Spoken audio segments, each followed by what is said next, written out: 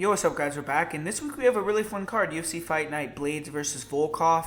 We're coming off a pretty successful week last week, went 8-2. We did get a couple fights wrong, the main event incorrect, so hopefully we can do even better this time, keep that momentum going here. But just right before we start, make sure to comment, like, subscribe, and I'm going to do a new thing on this video, so put down on the main card, all the main card picks, put down who you think is going to win, how they're going to win, and whoever in the comments, and whoever's the closest to being correct, you can give a shout out to on the next video. So that's just something that I'm gonna try to do on these videos. So if you want to participate in that, just put down your main card picks, how you think they're gonna win, which round, and whoever gets the closest will get a shout out on next week's video. So hopefully you guys want to participate in that. But we're gonna get right into it. The first fight of the night, it's Matt Rohskopf. He's gonna be taking on Austin Hubbard. And, Max Rohskopf, he has been only been a pro since 2018, but he's one of the bigger prospects on the regional scene. He's a fantastic grappler. He's buzzsawed his way to a 5-0 record and finished all 5 of his opponents. 4 of them he's finished in the first round. On the feet, he's still very green, though. He likes to use a wide stance. He is big, long, athletic, rangy, but super hittable, floats his chin in the air. Really doesn't look great on the feet. He will let some jabs go, has okay kicks, but really looks amateur in comparison to a UFC level striker. Does have power. I've seen him sit down an opponent early with the overhand right, but he's going to be in trouble in this fight if he can't get it to the mat. Matt Rohskopf, he's an elite grappler though. At 6'2", 155 pounds, he's huge. He's very physical for the weight class. Former Division I wrestler, very good jiu-jitsu player, trains under Robert Drysdale in Las Vegas. And he submitted some world-class grapplers in grappling matches like Ethan Krelenstein. In MMA, Rohskopf has great entries into his takedowns. Really likes to snatch up the neck from standing. Very good in scrambles. Just an excellent grappler overall. He's kind of a funky grappler. Really good front headlock position. That's kind of the key to his whole game. Extremely strong. He'll snap opponents down as different variations of front chokes that he'll attack with. Filthy squeeze. Puts a lot of guys to sleep very quickly. And he's choked out all 5 of his victims in MMA. He's still green, like I said. He hasn't been out of round 2. He's only been out of round 1 one time. He's a bit of a mystery, but we do know his grappling is world class. He's only 25 years old. A lot of guys vouch for him and say that he's an elite guy. So this is his chance to prove it here in this spot. And he's going to be taking on a guy in Austin Hubbard who's been up and down so far, needs a win here. He had a fun fight his last time out, but lost that 29-28 decision to Marcin. That was in March, so fought pretty recently. Hubbard, he's fought much stiffer competition than Max Rohskopf has, and he's actually fought good grapplers, like, how I just mentioned Marcin, who is a Olympic-level wrestler. He also fought Davi Ramos, who's a, world champion jiu-jitsu black belt, kind of a, strong, stout guy. And he's also training the Elevation Fight Team, which is a team that's on a tear right now. Neil Magny, Justin Gaethje, Drew Dober, all those guys are coming out putting in work. So he's definitely getting some good training out there. And what he has on his side is he definitely has the better striking. He's good at attacking the body. He fakes and feints well. He has good straight punches, good kicks, fluid hands inside, good hand speed, good chin. He's a tough guy, good knees. His takedown defense is improving. He also has pretty good get-ups, good cardio. This is a tough one for me because I was maybe going to pick Hubbard against Selecki because of the striking advantage, and it's a similar matchup. The only difference is the size and physicality of Max here. Max has a nasty front headlock, man. I can't emphasize that enough. He can finish the fight against anyone with that. I'm not sure Selecki has one dominant position like that. It's tough. This is a tough one. Max is the favorite here, and I'm going to ride with him. I'm going to say he gets a first-round submission. But, like I said, there's a lot of unknowns with him in terms of his cardio. If he gets pushed, he hasn't really faced much adversity. His striking is still not extremely good, so he's going to have to rely on his grappling here. And I think he's going to be able to do it and get the finish. I think he is a very elite, big, athletic guy. And that's going to, be helpful for him here in this spot. So I'm going to go with Max Rohskopf to get it done, but this is not a very confident pick here. And up next, we have a pretty big fight for the women's flyweight division. I'm kind of disappointed that it's only the second fight on the card, but let's get into it here. Roxanne, Modafferi, Lauren Murphy.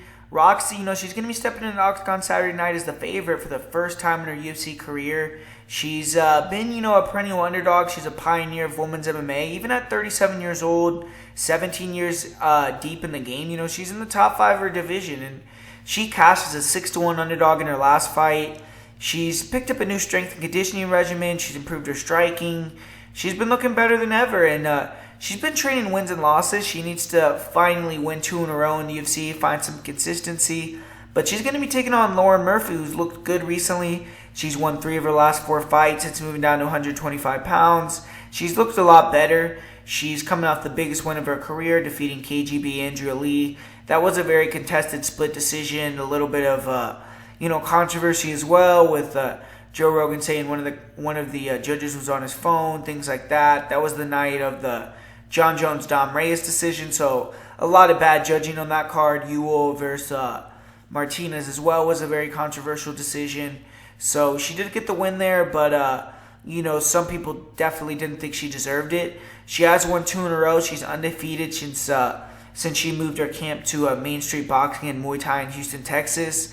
She's no spring chicken herself. She's 36 years old. This is a pivotal fight for both women, And how I see the fight going is I think Roxanne's going to be the woman going forward. I feel even on the feet, she maybe is a little bit better. Murphy is scrappy. She has a good jab, decent hooks, uppercuts inside, but she's slow, she's stiff, and I actually think Roxy is faster. She throws straighter punches, and she has the reach advantage. She's better going in and out with her movement as well, in my opinion.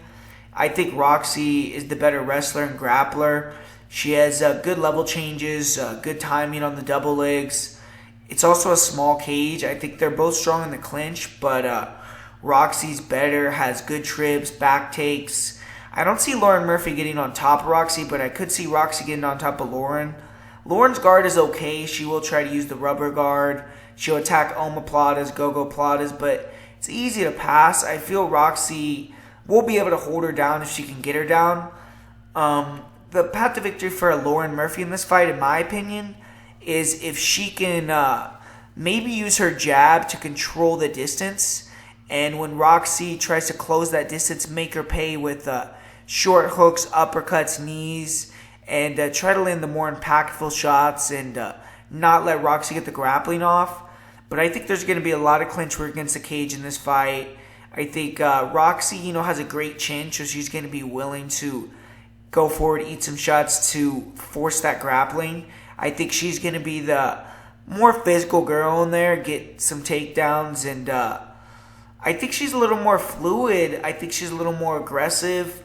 I'm going with Roxanne Modafferi to get the victory here, keep a win streak rolling, and so I'm going with Roxanne Modafferi to get the victory, probably via decision. Next we have one of the fights that could be, a barn burner on this card. Matt Frevola, he's going to be taking on Frank Camacho. Both these guys have been bonus kings. Frank Camacho has a lot of bonuses in the UFC. Matt Frevola, though, he's been cashing as the underdog a lot recently. He's cashed the last 2 fights as underdog, had a draw as well with Lando Venata when he was plus 200. And he's fighting out of Sarah Longo Fight Team, which is on a roll right now. But actually, I was listening to an interview of his, and he's saying that he actually did this camp in Tampa with Billy Q. So I think he maybe finished his camp maybe like the last couple weeks in Las Vegas. But I believe most of his camp was in Tampa, Florida for this camp. But he's going to be taking on Frank Camacho, who's looking to get back on track. He had that quick submission loss last time against Benny Dariush. And he's lost 3 or 4 fights, but he's been fighting absolute hammers, man. I mean, his losses came against Drew Dober, Jeff Neal, and Benil Dariush. And the fight against Drew Dober was very close. So he's getting a fighter more on his level here in Frevola. And I kind of struggled to pick a winner here in this fight. Both these guys like to throw down. They both, they both are willing to brawl. I'm pretty sure in all 4 of Frevola's UFC fights I picked against him, and I just can't get a good read on him. He's obviously a dog. His striking isn't bad, not great. Good pressure, good chin. explosive. He'll throw some random kicks, jump knees, nice hooks inside, good low kicks. He can mix it up well. Good wrestler, good takedown attempts, keeps the pace high. Good riding ability, good top control, good cardio, good heart. Frankie's more traditional, forward pressure, high guard, good jab, good hooks, strong body kick, strong body attack with the hands as well. Good takedown defense, good trips in the clinch, good jiu-jitsu player, good get-ups when he gets taken down. He has the more power of the two guys, 17 first-round KOs, and he seems better at 155. He does gas out in both weight classes, but I feel like his cardio holds up better when he's at lightweight. I think Frank is going to have success early, walking him down, maybe even hurt him. If he can deny the takedown attempts, then I think he's going to, come forward and have success pressuring. He is the better striker to me. Both guys are very hittable, have taken a lot of damage, but I think Camacho is a little bit more composed, throws a little bit sharper. I think he attacks the body a little bit better, isn't as much of a headhunter.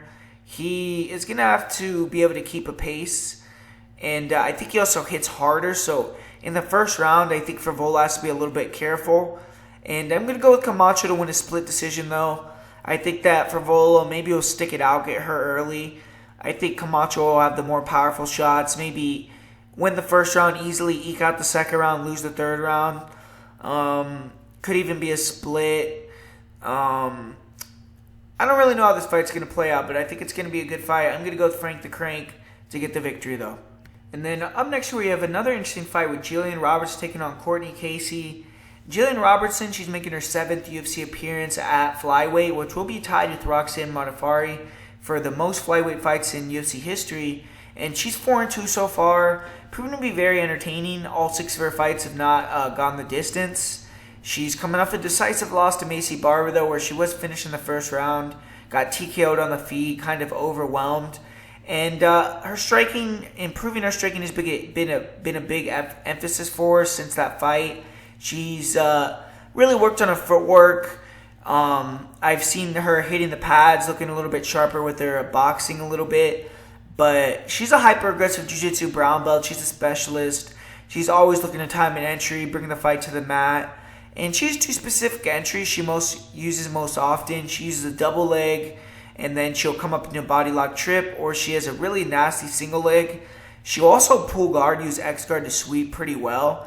Good at attacking the legs. And when she gets on top, she's vicious, man. She has a really good top game.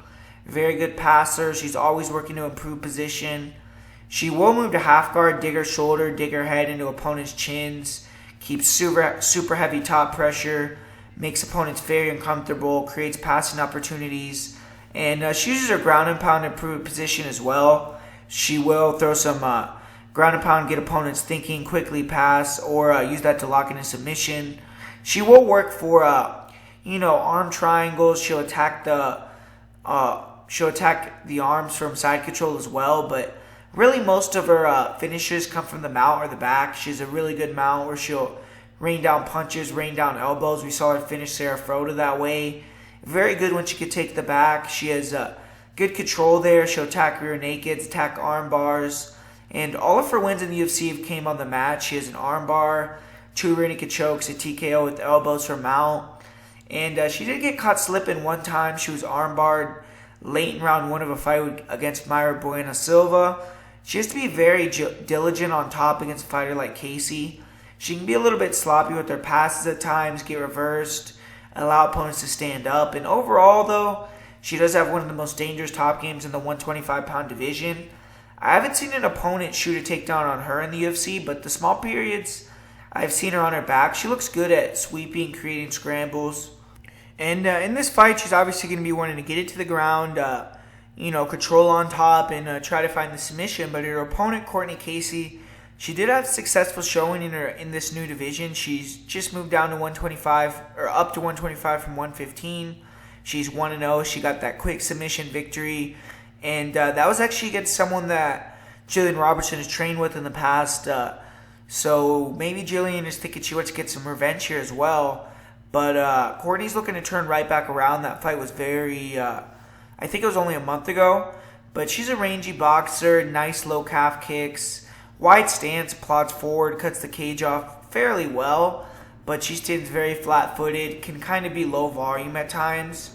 She does like to sit in the pocket and trade, and that's what she wants to do. She wants to force opponents to brawl with her, because she doesn't really have the fastest feet, but she does have nice straights down the middle, decent 1-2s, good uppercuts. She'll come forward with blitzes, and if fighters want to trade, she will throw down, like I said. She has below average striking defense, but I don't think that really matters in this matchup. She does have some pop, but doesn't really have fight-ending power. Only has 3 TKO victories, 1 via ground and pound, 2 via doctor stoppages. And she's durable. She's never been finished. But she showed up for jiu-jitsu once again in her last match. She caught a nice arm bar. That's kind of been her specialty, her go-to submission. She isn't offensive with her wrestling, but she is good off her back. Her takedown defense is not very good. Her stance is just very wide. It gives up the single leg. And Casey also is going to be weaker in the clinch. When Casey gets taken down, she is very active with her guard. Arm bars, triangles, elbows off her back. Good at climbing the cage to set up submissions. And when she gets sweep to top position, she's very strong. She has heavy ground and pound. She has very good passes. She moved to dominant positions. She loves the back take. She has good rear naked choke. She has finished the fight with ground and pound. And 4 submissions in her career, mostly arm bars. Good cardio. She's always down to scrap. This fight I went back and forth on a little bit. On the feet, obviously, Casey is the better striker. But Gillian, she's been working on her boxing. Uses a lot of movement, which I think will make Casey miss a lot. Robertson isn't going to be very willing to exchange. I don't think she's going to play into Casey's game. I do feel the stance of Casey gives up the single leg, and I see Gillian being able to get the takedowns in the small cage. And if it goes to decision, I definitely see Robertson winning. Robertson just has to avoid being submitted off of her back, I think. If she does that, I think she may even find a finish or just win a decision. I just think Casey's too easy to take down here. So I'm going to go with Gillian Robertson, maybe to win a decision here. Oof, up next here we got a rough one, man. Marc-Andre Barriault taking on Oscar Peralta.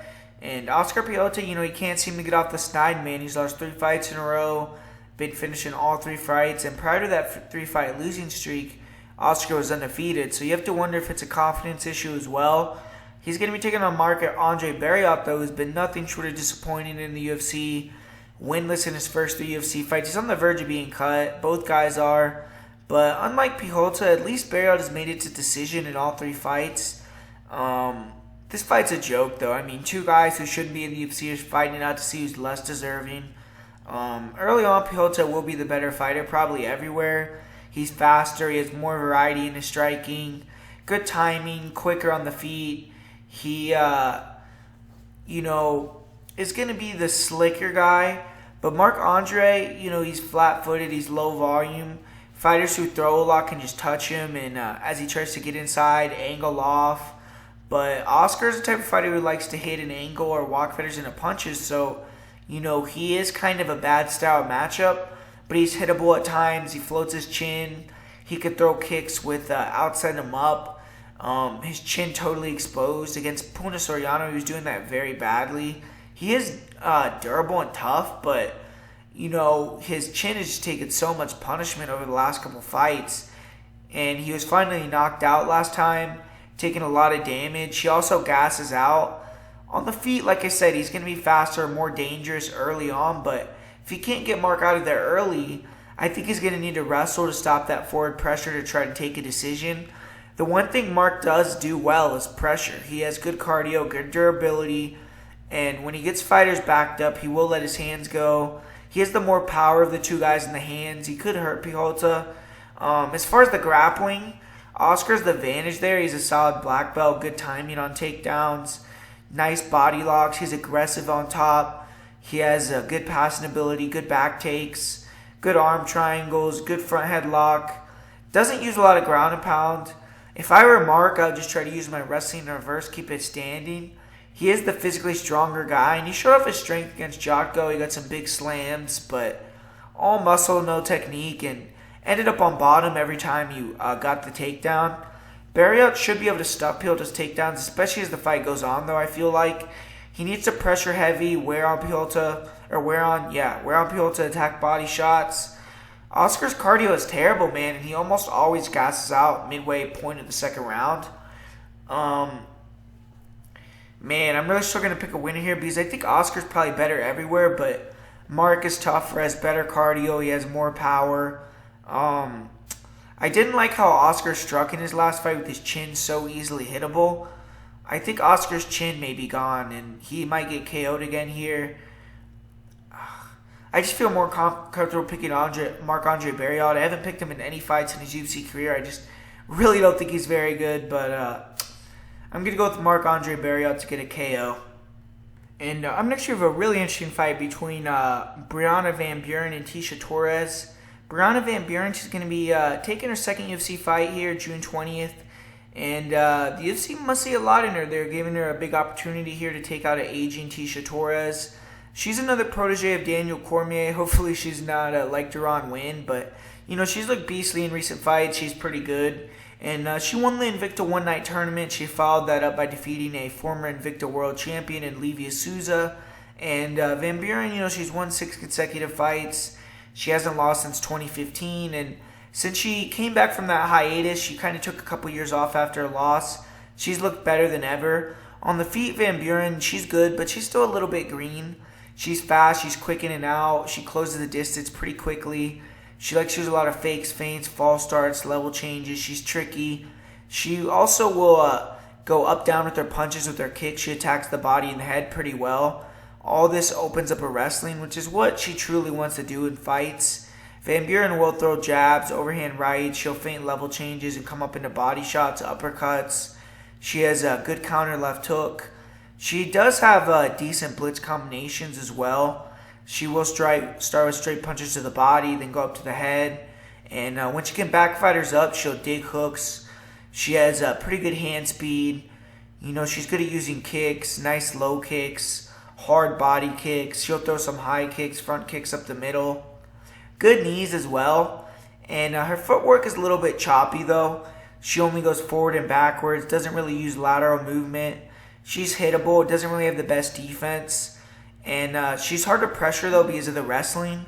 She likes to do the pressuring herself. She throws high volume.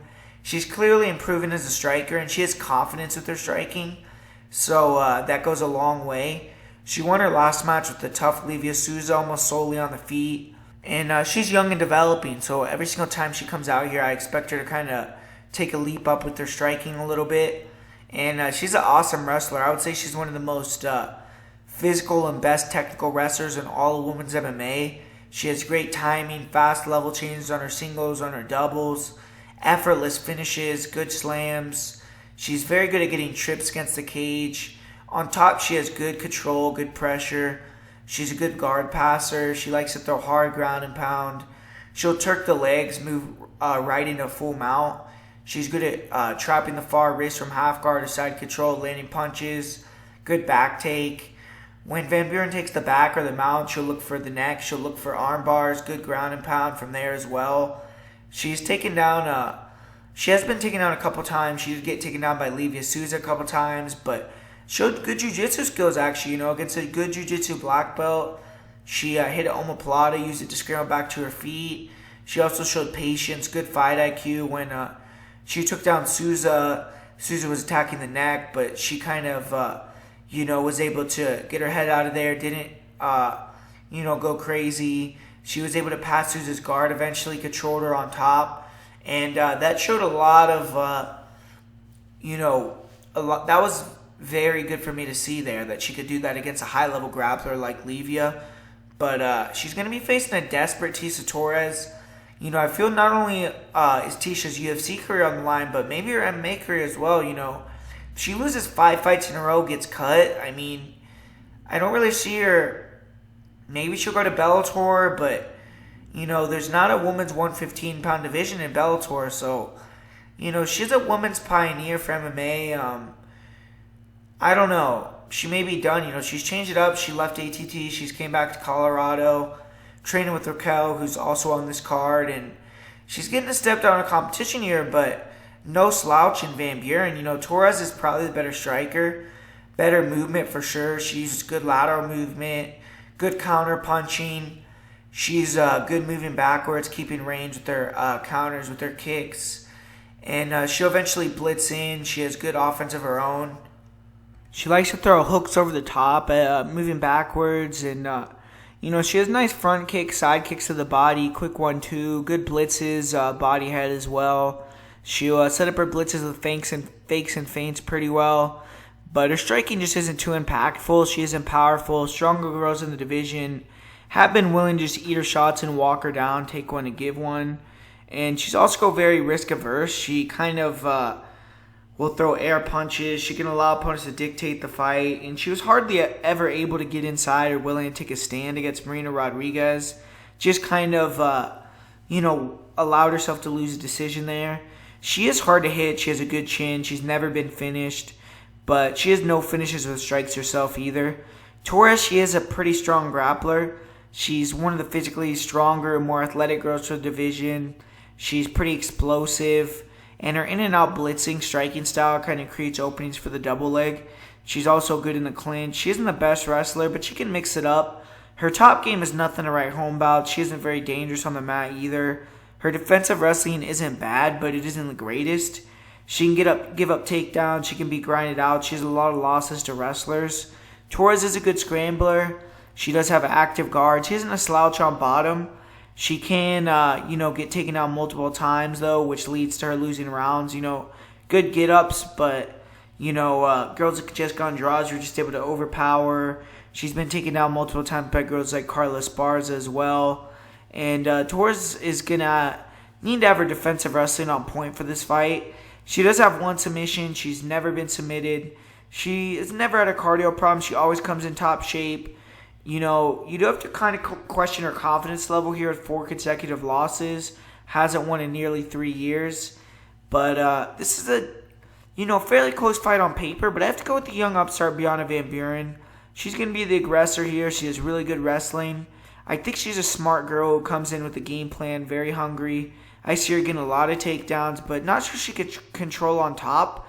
I think Torres is maybe the better striker, but if Brianna establishes the takedowns, it opens up her striking, and Torres is going to need to get her respect early with some hard counters, deny some takedown attempts, go forward, try to prick Brianna apart, but I just think Brianna will likely get the takedowns, open up her striking, and cruise to a decision victory, so I'm going to go with the younger, upstart Brianna Van Buren to get the victory here. And up next we have the main event of the prelims and a good matchup, 2 OGs, Bobby Green, Clay Guida. Bobby Green, he's been winning this fight for a long time. Him and Clay Guida, been chirping back and forth on social media. And they were actually scheduled to fight in 2018. Green, friends with Nate Diaz, who Clay Guida, has fought not only inside the octagon but outside as well. Guida, I think, filed charges or a lawsuit on Nate, which, eventually got settled, but that didn't sit well with them either. Long-time rival with the Scrap Pack, and Bobby, he's going to be motivated to get one back. Clay Guida, he's making his return here. He's had over a year away from the octagon. He will be looking for a better showing than he had the last time he fought, where he's finished in less than a minute. Clay Guida, obviously, is a legend, Strikeforce champion, UFC Hall of Famer. He's a tough dude. 38 years old. He's definitely seen his better days. Both these guys are OGs. I'm not sure, how they haven't fought each other by now. But on the feet, obviously, Bobby Green is going to be way faster, way slicker, have a big advantage. Guida, he really likes to use a lot of movement, fakes, feints, level changes, stay on his back foot, and wing hooks. Kind of a similar style to his teammate Josh Emmett, who's also on the card. And Bobby Green is much more technical, has way better defense, picks and pulls better. He's a great striker, man. Good shoulder roll, great head movement. I feel Green is going to be the guy going forward, forcing Guida backwards, just being the faster fighter. Guida is going to be looking to bring the fight to the mat, but I just don't think he's going to be able to take and hold down Bobby Green. Bobby's grappling just looked very good in his last 2 fights. He was out grappling Jakar Close, took him down. Out-grappled Francisco Trinaldo. He's an elite scrambler. He's a dog. I mean, both guys are dogs. I think they're going to go in there, lay it on the line. But I think Guida's not going to be able to control Green on the mat. I think that he's going to get more and more desperate because I think that Grange is going to have a big striking advantage, speed advantage. And if he can get up after a couple takedowns or deny a couple takedowns, I think Guida is going to get more aggressive on the feet, which is going to lead to his demise. I just see Green being too good, making Guida desperate, maybe even shooting for a bad takedown, making a mistake, submitting him or taking him out by TKO. So I'm pretty confident Bobby Green is going to get this one done. I actually think he won his last 2 fights. I think he's been looking pretty good. So I think Bobby Green should go in there and beat Clay Guida at this point in his career pretty easily. And up next year we have another really fun fight. Another up-and-comer taking on a veteran, Jim Miller. I mean, who's more veteran than him? He has the most fights in UFC history. Roosevelt Roberts. He's making a quick return after a finished victory over Brock Weaver. And he's the young gun. Obviously he's aiming to take out the legend. And the fighter in his crosshairs is Jim Miller, who's returning after a decision loss to Scott Holtzman in February.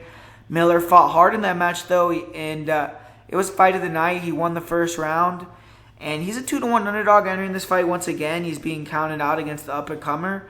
But for Roosevelt Roberts, his game plan here is going to be to stay long, use those straight punches, tie knees, stay off the cage, try to negate the clinch exchanges as much as possible, counter wrestle, use that guillotine, top position. He just has that youth, the durability, the cardio. He's hungry, and he's not great with his takedown defense, but he's improving. The first round is going to be a danger round for him. For Jim Miller, his straight left, his overhands, his pressure, his low kicks, good in the clinch, good wrestler, real good timing on his takedowns, good submissions, first round fast starter.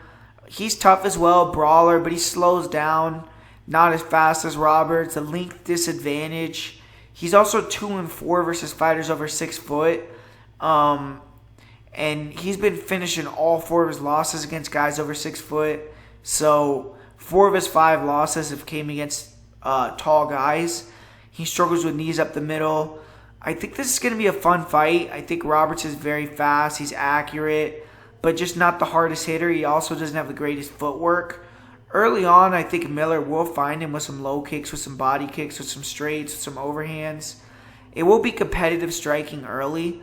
I see Miller having some time with Roberts' backs against the fence, but if Roberts gets stuffed, get his back off the fence, off the cage, I think that will go a long way in slowing Miller down. I think that Miller can control on top, and if he can get him out of there in round 1, I think his pressure could come, into play in the first round. If he really can just come out hard, try to use that straight left, go for takedowns, and try to take him out.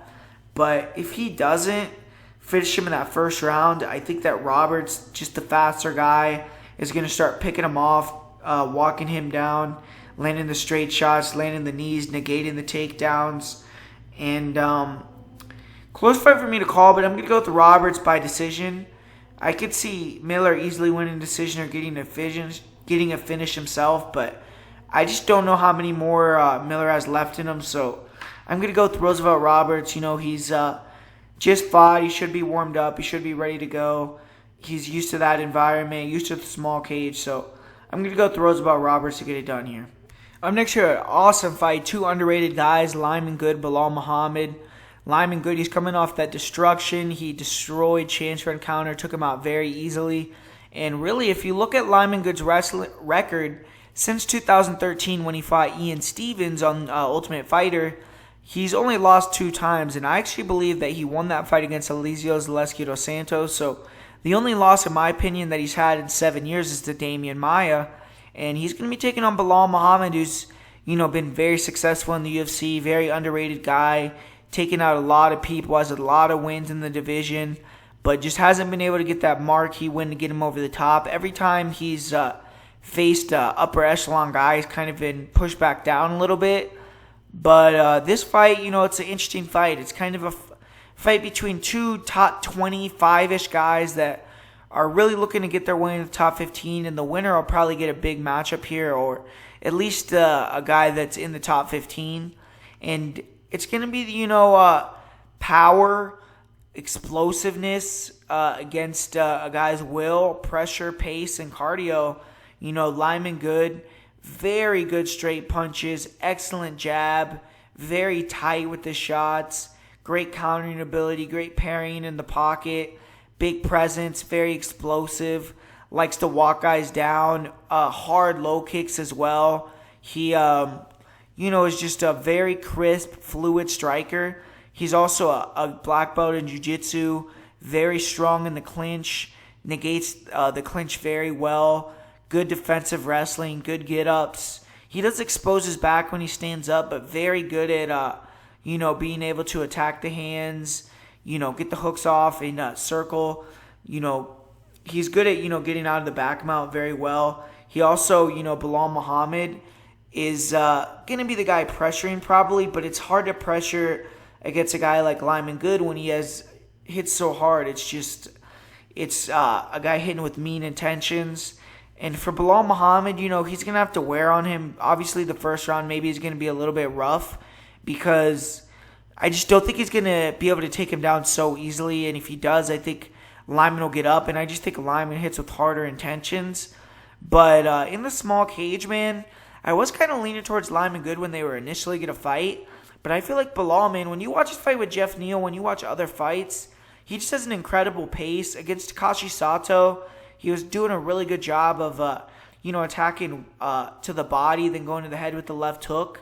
And that was opening up his double leg, opening up his wrestling. And Bilal's very good at taking the back off the doubles.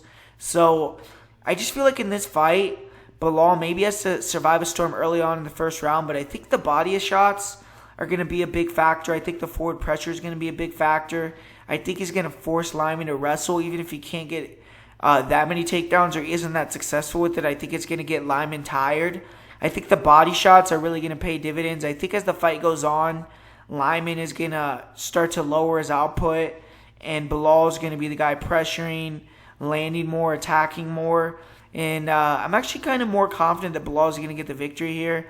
I think he has just too good a cardio. I think that the body shots are going to be big. I think that he's going to be able to open up that left hook over the top, open up some wrestling with that. I think that Lyman Good is obviously dangerous. He has really crisp boxing, really good striking, good defensive wrestling, but I think the cardio is going to be the main factor here, that Bilal is going to be able to push through and win a decision. But I wouldn't be surprised if this fight goes either way. I'm going with Bilal Muhammad. Like I said, I'm more confident that it's in the small cage. So I think Bilal is going to get the victory here. And up next, another really tough fight to call. Marion Reneau taking on Rocky Pennington. And you see there, man, Marion Reneau, 43 years old. Rocky Pennington, she's only 31, but I believe she's probably seen her better days in MMA as well. So both these girls, I think, maybe are on the downturn of their careers. But, Rocky Pennington, Marion Reneau, they're still tough outs. Not really much to say about this fight, man. I don't have a great read on the fight. I don't necessarily think it's going to be the greatest fight. I think Rocky Pennington, is going to be trying to use her jab and grab, jab, clinch up against the cage, control, work takedowns. But Marion Reneau, she has gotten a lot better at denying the clinch. We saw that against Yana Kunitskaya. Wasn't taken down nearly as much as she has been in other fights. And, both girls are predominantly boxers on the feet. They don't really throw kicks, don't really throw much of anything besides punches. Both have really nice jabs. But I will say, I think Marion, even though she's a lot older, she's still faster than Rocky Pennington. And she seems to start slow, man. But in that third round against Yana Kunitskaya, was very impressed with the head movement of Marion Reneau. Was impressed with the power, with the counter punching. And if she can come forward behind those counters and that head movement in this fight, I feel like that's going to go a long way in her defeating Rocky Pennington, because she can have other fights where she just starts slow, allows girls to control the pace, clinch her against the fence. But I feel like she's meaner than Rocky. She throws with bad intention. She has more power. She's faster. But Rocky is just probably more physical, has the better jab. She has some decent boxing herself, and she's going to be able to, clinch against the fence, probably control time. But, man, I'm struggling with this fight. I don't really think Rocky's going to be that successful with takedowns. She's never really been a girl that gets a lot of takedowns in fights. And I thought her last fight, she just looked terrible in that fight. I'm going to go with Marion Reneau via split decision. I think she's a little bit better with their boxing, a little bit faster. Yeah, not much to say about this fight. I got Marion Reneau. Here we go. Up next here, the co-main event. Awesome fight. Josh Emmett taking on Shane Burgos. Both these guys, they're kind of on the cusp of that top 10, top 5. And with the win here, they're going to be getting a huge matchup. So, both guys are going to come in, very motivated, very ready to go. And they have completely different styles. Josh Emmett, he's a very explosive, compact, short guy who kind of likes to work on the back foot, use a lot of fakes, feints, level changes, switches stances, and kind of just looks to wink from the hip with the overhands as power in both hands. And if he lands, man, we've seen him turn people's lights out. He's also, we'll throw some jabs, we'll throw some straight punches, we'll go body head at times, but predominantly in a lot of his fights, you see most of the time, like, he's going backwards, he's on his heels, and just looking to time a big winging bomb.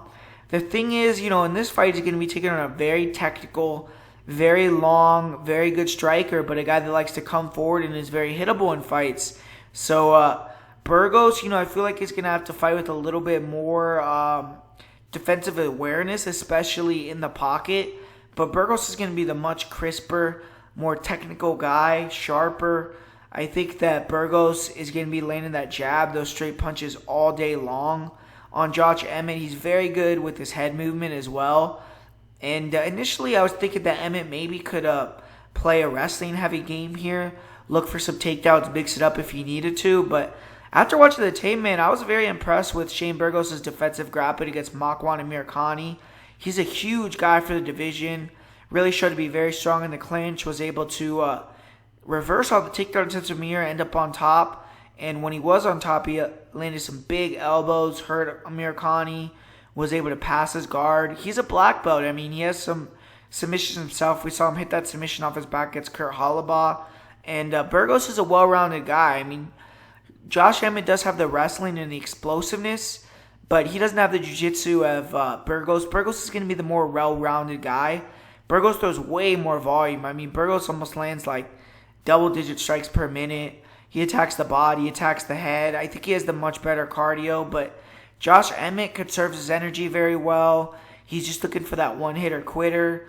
Is it possible that Josh Emmett is going to land that big shot on Shane, turn the lights out? Yes, but I think that Shane is just a lot better striker. I think the low kicks may be a factor for Burgos as well, especially if he can, set those low kicks up with the hands first. He's going to be going up and down on Emmett, which I think is going to be, causing Emmett cardio issues as well, especially if he can walk him down. In the small cage, man, I kind of struggle to see this going 3 rounds. So, it's an interesting fight. I don't think Josh Emmett really likes being pressured too much. We saw Michael Johnson almost win a decision against him pressuring. Emmett kind of got lucky getting a knockout in the last minute in that fight. He got finished against Jeremy Stevens, a pressure guy. And I just think Shane's going to be able to pick and pull better. I think he's going to be able to land some straights, land some jabs, land some body shots, land some low kicks, and eventually, work on, wear on and work down, Josh Emmett and take him out. So I'm going to go with Shane Burgos via TKO in this fight or submission. And up next here we have a good matchup. Curtis Blaydes taking on Alexander Volkov. And this fight, we have Curtis Blaydes here as a pretty big favorite.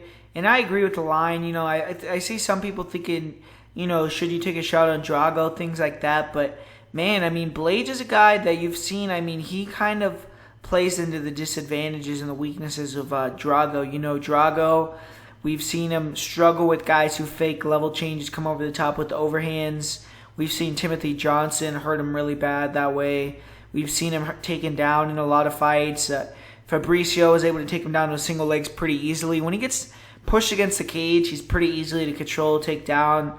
Tim Johnson was spending large portions of their fight controlling him against the fence. And, he is going to be a long guy. Obviously, he's very tall. Has good kicks, front kicks up the middle, good jabs. He can throw those front kicks with both legs, good leg kicks, good straight punches, good knees. And he's going to need to time something and take Blaydes out because in the small cage, I just feel like Blaydes is going to have success with the takedowns. And the thing about Drago is he does have a good guard. He, also is very calm in bad situations. We saw Verdum take his back and wasn't really able to do much. But Blaydes is a guy that doesn't mind being in someone's guard. He'll just posture up, elbow, take you out. He's a ground and pound guy, and he's a control guy. So against Drago, I don't think he's going to have much to worry about in terms of I don't think he's going to get submitted, and he's going to be fine working inside of the guard. I don't think he's going to be deterred by that. I don't think he's going to be just trying to pass, not doing much. He'll posture up and land some shots. And, I feel like he has the better gas tank as well. He makes less mistakes. And I feel like on the feet, also, like I said earlier, those overhands could come into play, how he dropped Junior Dos Santos. I could see him doing a similar thing to Drago. But, we've seen Curtis Blaydes hurt on multiple occasions. The chin is a little bit suspect. He does seem to recover well. He has a pretty good chin, but we've seen him put out cold before. We've seen him wobbled in multiple fights. But, man, he's the grinder of all grinders. If he can get you down, he wears on you and gets you tired, and it's just the likelihood of getting a knockout after he's, taking a bit out of you is much lower. And in this small cage, I think it favors the grappler. I think that it's going to be a rough night for Alexander Volkov, man. I think Curtis Blaydes is definitely going to finish him. So I'm not really worried about Drago unless he can get a knockout. Obviously, it's heavyweight. He's obviously the more technical striker. He has the chance to land a knee, land an uppercut, land a front kick, land something that rocks Curtis Blaydes and takes him out. But I think that most of the time, if they run this fight, Curtis Blaydes is going to get it done. And so I'm going with Curtis Blaydes inside the distance in that fight. And as far as plays for this week, my most confident pick is going to be Curtis Blaydes. The parlay of the week that I'll give you guys this week is Brianna Van Buren and Bobby Green. I feel like that's a pretty safe parlay. It should hit there. And once again, thanks for watching, guys. Thanks for sticking around. Thanks for supporting the show. Make sure to like, comment, subscribe. Like I said earlier, put down your main event picks on all the fights for the main event or for the main card. And whoever is the closest, with the correct picks, the correct round, the correct way of victory, they're going to get a shout out on the next video. And guys, so thanks for watching. Hopefully we make some money this week and do well on these picks. And I'll talk to you guys later.